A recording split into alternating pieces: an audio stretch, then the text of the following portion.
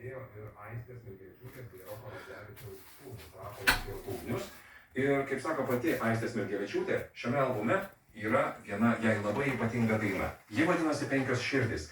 Ir ją Aistė atlieka su sūnumi Rapolu, kuris beje pats jau sėkmingai vysto savo muzikinę karjerą ir prisidengęs slapyvardžiu Rūdė yra išleidęs kelis solinius albumus. 5 širdys yra mamos ir sūnaus dialogas. Labai jautrus mamai. Apie tai, kaip vaikas staiga užauga ir išeina į gyvenimą.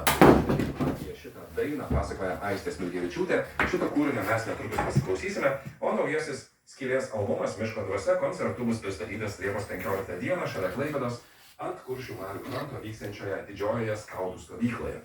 Aistė Smilgevičiūtė, Skylė ir daina įrašyta kartu su sūnumi Rapolu, daina 5 širdys.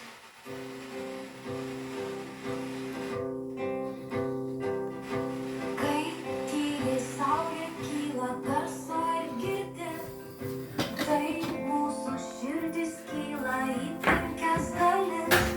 O kai graudžiai vėjas audžia rytą šios dienos, aš išeinu rašyti